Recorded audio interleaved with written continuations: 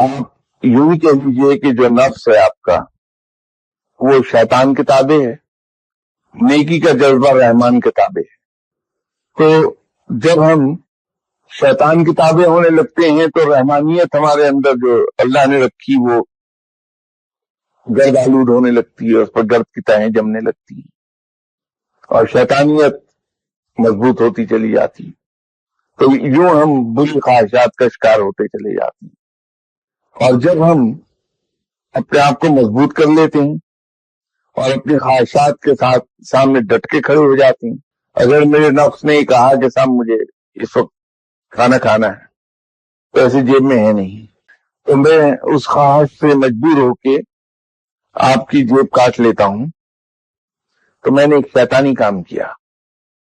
اور اگر میں اس کے سامنے ڈٹ کے کھڑا ہو جاؤں کہ نہیں، بھوک کا برداشت کرنا بہتر ہے بنسبت اس شیطانی کام کے، اس گناہ کے، اس برائی کے، تو یوں میں نے شیطان کو مغلوب کر لیا اور رحمانیت مضبوط ہو گئی۔